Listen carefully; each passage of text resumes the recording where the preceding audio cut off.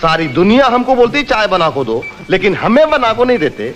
हमें इनको बना को दिए तो इन्हों हमको बना के चले गए ना। ये टैक्सी वाले राह चलतों को चूंटियां समझते हैं, क्यों बे? इसमें मेरा कोई कसूर नहीं है बे। तुम्हारा कसूर नहीं तो फिर किसका कसूर है बे? मेरी टैक्सी का कसूर है बे।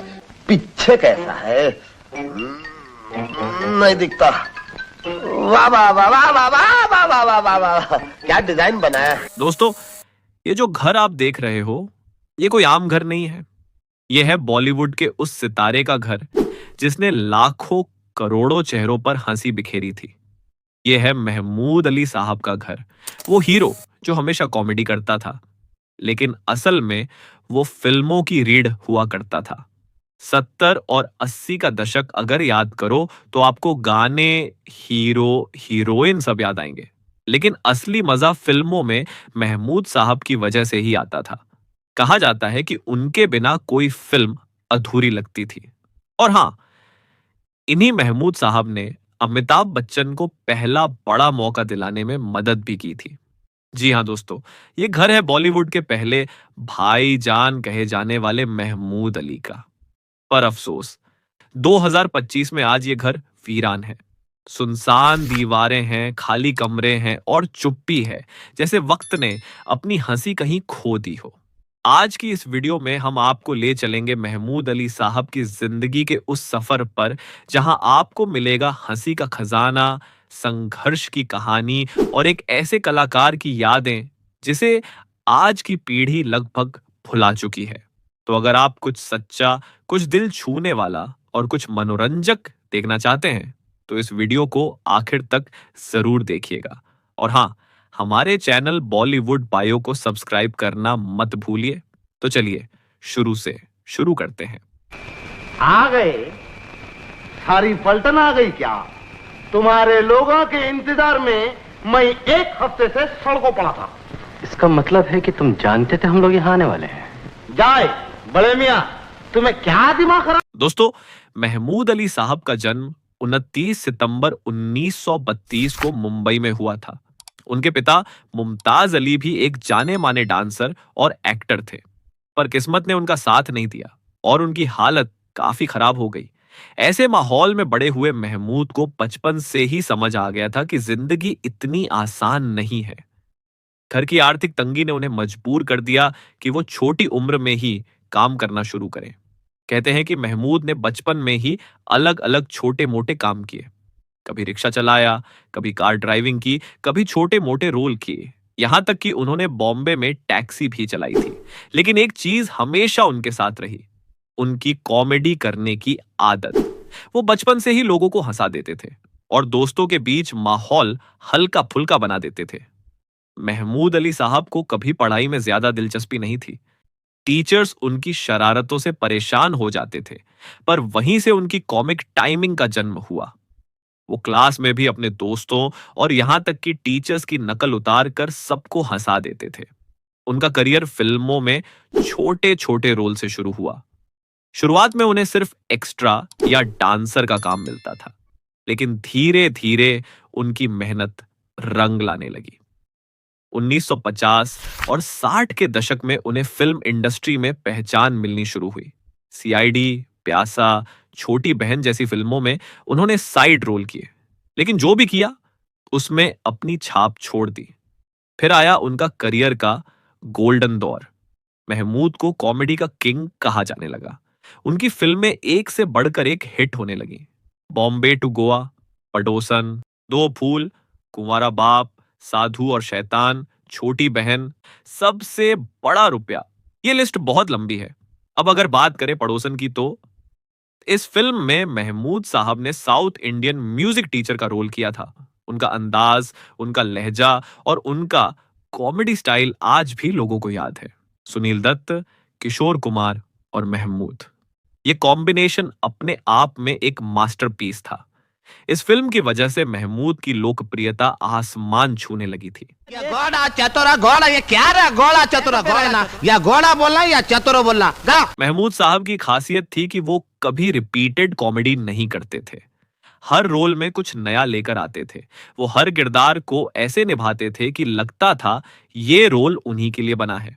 चाहे वो ड्राइवर हो, टीचर हो, पंडित हों या फिर आम इंसान, वो हर कैरेक्टर को जिंदा कर देते थे। लेकिन सिर्फ हंसी तक ही उनकी पहचान नहीं थी। महमूद का दिल बहुत बड़ा था। इंडस्ट्री में कई बड़े नाम आज उनके एहसान मानते हैं। अमिताभ बच्चन अगर आज सुपरस्टार हैं तो उसके पीछे महमूद अली साहब का बड़ा हाथ था।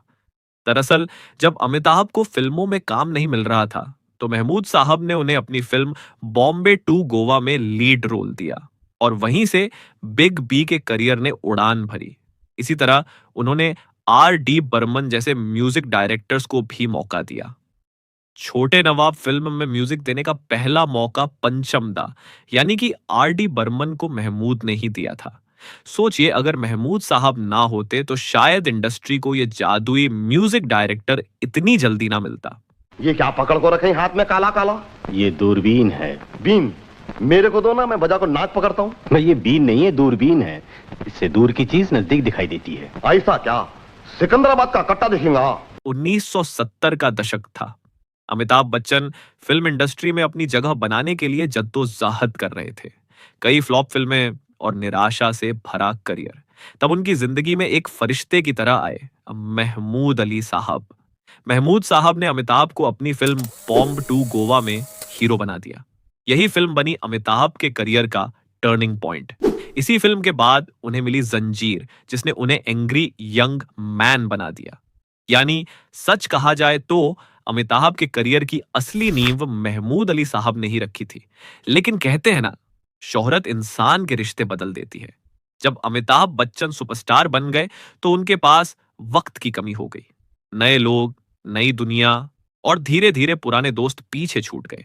महमूद साहब को भी लगता था कि जिस इंसान को उन्होंने सहारा दिया वही इंसान अब उन्हें भूल चुका है। फिल्म इंडस्ट्री की राजनीति ने भी इसमें अपना रोल निभाया। जब कोई स्टार बनता है तो लोग उसके आसपास एक दीवार खड़ी कर देते हैं। महमूद अक्सर कहा करते थे, जिसे मैंने बनाया उसी ने मुझे भुला दिया। यह डायलॉग नहीं बल्कि उनके दिल का दर्द था। अपने आखिरी वक्त में महमूद बीमारियों और अकेलेपन से जूझ रहे थे। वो चाहते थे कि उनके पुराने साथी, उनके करीबी लोग उनसे मिलें, उनका हाल पूछें, लेकिन ऐसा नहीं हुआ। इसीलिए उनके दिल में अमिताभ बच्चन के लिए नाराजगी और कसक बनी रही। हालांकि दूसरी तरफ अमिताभ बच्चन भी कई मौकों पर महमूद अली साहब को याद करते रहे। उन्होंने कहा था, आज मैं जो कुछ हूं उसमें महमूद भाई का बहुत बड़ा हाथ है। यानी कि अमिताभ ने कभी उनकी अहमियत को नकारा नहीं, लेकिन जो दूरी बन गई थी वो शायद कभी मिट नहीं सकी। मैं भाजी खरीदने जा रही हूँ, मुझे जरा मार्केट छोड़ दे। मार्केट? हाँ मार्केट। ये हवा की आवाज कहाँ से आ रही है? तेरा टायर गया होगा रे। महमूद अली साहब की जिंदगी में सिर्फ शोहरत ही नहीं थी, बल्कि काफी उतार चढ़ाव भी थे। उन्होंने कई बार अपने करियर में चुनौतियां झेली। एक दौर ऐसा भी आया जब लोग उन्हें सिर्फ कॉमेडियन तक सीमित करने लगे। लेकिन महमूद ने साबित किया कि वो सिर्फ हंसी के कलाकार नहीं, बल्कि सच्चे अभिनेता हैं। उनकी फिल्म कुंवारा बाप इसका सबसे बड़ा सबूत है। यह फिल्म उन्होंने अपने बेटे की बीमारी से प्रेरित होकर बनाई थी। इस फिल्म ने दर्शकों को रुला भी दिया और सोचने पर मजबूर कर दिया। ओ भाई साहब, ये मुगलों की तोप एक तरफ रखिए ना। ये तोप नहीं है, अरे तानपुरा है रे, तानपुरा। कानपुरा है तो फिर ये पूरा का पूरा अपने पास रखिए ना। उस तरफ रख ले, उधर रख ले। उनकी पर्सनल लाइफ भी काफी उतार चढ़ाव से भरी थी। महमूद की शादी और फिर परिवार में आई परेशानियां, उनके बच्चों की बीमारियां और फिल्म इंडस्ट्री की पॉलिटिक्स, इन सब ने उनकी जिंदगी को गहराई से प्रभावित किया। महमूद का आखिरी दौर काफी कठिन रहा। धीरे धीरे वो फिल्मों से दूर होते चले गए। उनका स्वास्थ्य बिगड़ने लगा और उन्हें सांस लेने की दिक्कत रहने लगी। आखिरकार 23 जुलाई 2004 को महमूद साहब ने इस दुनिया को अलविदा कह दिया। जिस रास्ते में खतरा हो उस रास्ते से क्यों जाना, दाहिने से मोड़ लेना रे। शास्त्री जी, वहाँ से लंबा पड़ेगा। लंबा तो पड़ा हुआ है रे। शास्त्री जी, आप रो रहे हैं कि हंस रहे हैं, कुछ समझ में नहीं आता। मैं सीधा आदमी हूँ, सीधे रास्ते जाऊँ। आज जब हम पीछे मुड़कर देखते हैं तो समझ आता है कि महमूद सिर्फ एक कॉमेडियन नहीं थे, वो एक संस्था थे। उन्होंने सिर्फ हंसाया ही नहीं बल्कि आने वाली पीढ़ियों को सिखाया कि कॉमेडी सिर्फ मजाक नहीं होती बल्कि एक कला होती है। आज उनका घर वीरान है लेकिन उनकी फिल्में, उनके डायलॉग्स और उनकी हंसी हमेशा जिंदा रहेंगी। तो दोस्तों, ये थी कहानी बॉलीवुड के पहले भाईजान महमूद अली की। अगर आपको ये वीडियो पसंद आई हो तो इसे लाइक जरूर कीजिए, अपने दोस्तों के साथ शेयर कीजिए और हमारे चैनल बॉलीवुड बायोटिम को सब्सक्राइब करना मत भूलिए। तो पैदा करने वाला बाप तो बच्चन साहब है ही, और मैं एक बाप बैठा हूं जिसने कमाना सिखाया, अपने साथ में रख के, घर में रख के पिक्चरें दिलाई, पिक्चरों में काम दिया। अरे तू फिल्म बना रहा है, तेरी कहानी क्या है, सुना जरा। डैडी, आप मेरा मजाक उड़ा रहे हैं क्या? अरे नहीं रे, मैं भी तो देखूं तेरी खोपड़ी में क्या है, सुना कहानी। चल, क्या सोच रहे तू? डैडी, अगर आपको कहानी पसंद आ गई तो आप फिल्म बनाने के लिए रुपया देंगे? पहले कहानी तो सुना, रुपए की बात बाद में कर।